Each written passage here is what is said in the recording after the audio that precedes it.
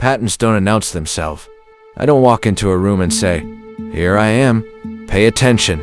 They build quietly, through repetition, through normalization, through things people stop questioning. At first it's small, a reaction here, a habit there, a mindset that gets repeated just enough times to feel familiar. And familiarity is dangerous, because once something feels normal, you stop examining it. You stop asking where it came from. You stop asking if it makes sense. You stop asking if it's helping or hurting. You just accept it. And acceptance is how patterns survive. Now think about this. How many behaviors exist today that people don't even realize are learned? Not natural, not inevitable. Learned, passed down through observation, through environment, through what's praised and what's tolerated. Because culture is not just what we celebrate, it's what we allow. And that distinction matters more than people think. Because sometimes, it's not what's encouraged that shapes outcomes the most. It's what goes unchallenged.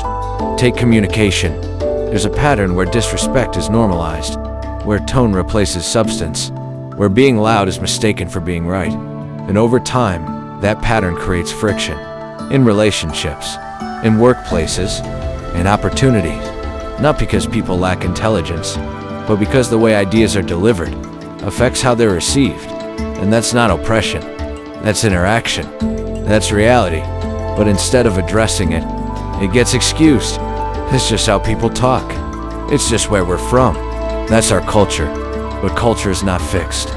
It evolves, it adapts, or it holds people back. And that depends on whether people are willing to question it. Now look at conflicts. How often are disagreements escalated instead of resolved? How often does pride override logic? How often does winning an argument matter more than solving the problem? Those are patterns. And patterns like that don't just affect individuals. They affect communities. Because unresolved conflict creates instability. Instability affects trust. And without trust, everything else weakens. Now let's go deeper. There's also a pattern in how success is perceived. In some environments, success is celebrated. In others, it's questioned, challenged, even resented. You've changed. You think you're better? You're not like us anymore. And statements like that? They seem small, but they carry weight, because they send a message. Growth comes with a cost, and that cost is belonging. So people face a choice: evolve or stay accepted. And too often, acceptance wins. Not because people don't want better, but because they don't want to lose connection. And that creates a silent pressure, a pressure to stay within certain limits, to not go too far, to not become too different. And that pressure, it shapes decisions, career choices, education paths, even mindset, because people don't just think about what they want, they think about how it will be received, and that changes behavior. Now combine all of this: communication patterns, conflict patterns, perception of success, normalization of certain behaviors, and what you get is a system within a system, one that operates internally, one that reinforces itself, one that doesn't need external force to continue, because it's already embedded, already accepted, already repeated. And this is where the conversation becomes difficult, because addressing these patterns feels like criticism, but ignoring them, that's what keeps them alive. Now here's something most people won't say. Not every outcome can be explained externally. Some outcomes are influenced by choices, by habits, by decisions that are made daily. And acknowledging that doesn't erase systemic issues. It adds context, it adds clarity, it adds truth. Because if behavior plays a role, then behavior can also be changed. And that's where the power is. Not in pretending everything is controlled, but in recognizing what isn't. Because the moment you see a pattern clearly, you gain the ability to interrupt it, to question it, to replace it. But that only happens if you're willing to name it. And right now, too many patterns remain unnamed, protected by silence, protected by discomfort, protected by the fear of being misunderstood. But truth doesn't become false just because it's uncomfortable. And growth doesn't happen until truth is acknowledged. Fatigue doesn't arrive all at once. It builds, slowly, quietly, over time. At first it feels like stress, moments of frustration, situations that don't go as expected. experiences that leave a mark. But then it happens again, and again, and again, and eventually, it stops feeling like coincidence, starts feeling like pattern. And once something feels like a pattern, the mind adapts, it prepares, it anticipates, it protects. And that protection, that's where things begin to shift. Because protection is useful. It helps people avoid harm. It helps people navigate difficult environments. It helps people survive. But survival mode is not the same as growth mode. And when someone stays in survival mode too long, it changes how they think, how they see the world, and how they see themselves. Because survival is focused on minimizing loss, not maximizing potential. So instead of asking, what's possible, the question becomes, what's safe? And safety can become limiting, not because it's wrong, but because it narrows options. It reduces risk-taking. It discourages stepping into unfamiliar spaces.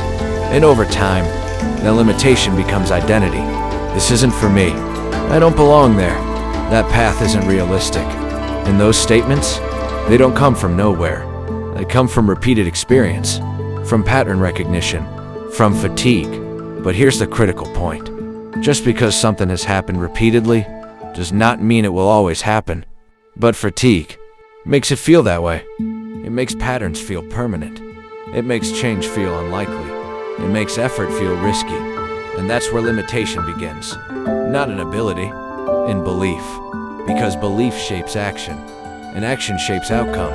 So if belief is restricted, outcome will be too. And this is how fatigue transitions into something deeper, something more subtle. It becomes mindset, a quiet acceptance of boundaries that may not actually be fixed, a reduction of ambition, not because of lack of talent, but because of reduced expectation. And this is where the real loss happens.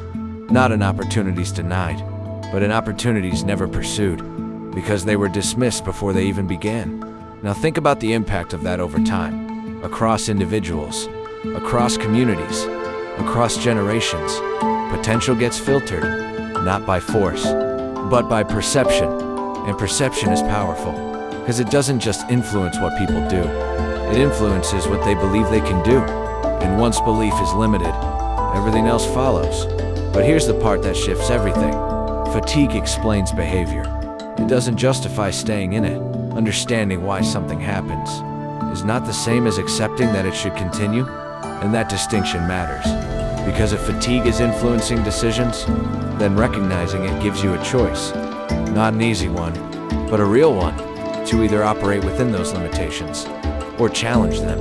And challenging them, that requires effort, consistency, discipline, and a willingness to act, even when the outcome isn't guaranteed.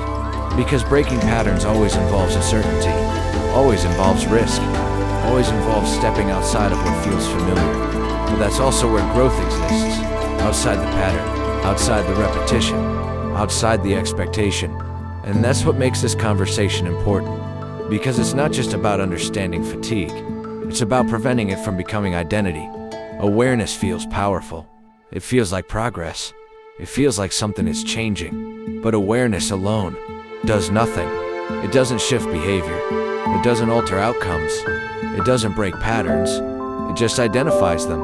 And identification is only the beginning, because after awareness comes responsibility. And responsibility is where most people hesitate, because it requires ownership, not of everything, but of something.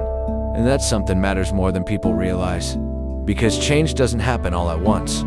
It happens through repeated decisions, small ones, consistent ones, ones that don't feel significant in the moment, but compound over time.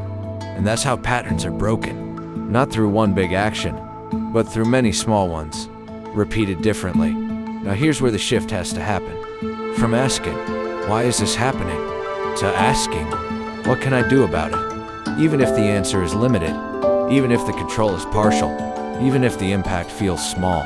Because small control is still control, and using it consistently creates momentum.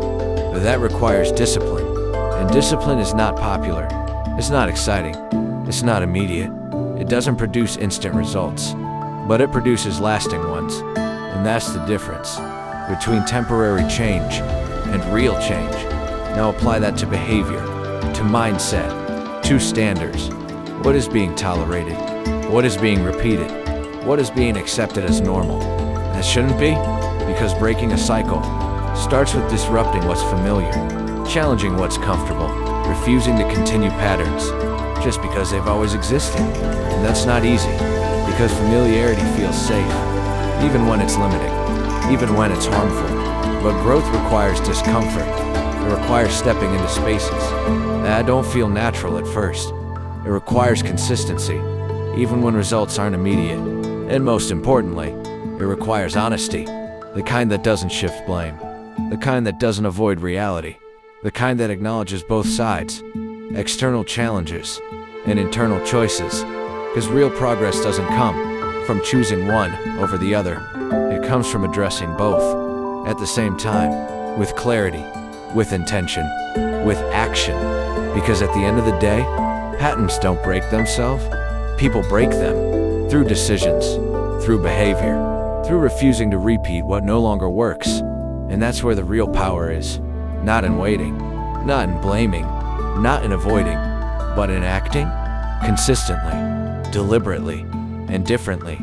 If this made you uncomfortable, that means you heard it. Not just listened, heard it. Now the question is simple. What do you do next? Ignore it? Dismiss it? Or actually think about it? Because patterns don't change when people agree with them. They change when people challenge them. So the choice is yours. Repeat the cycle or break it.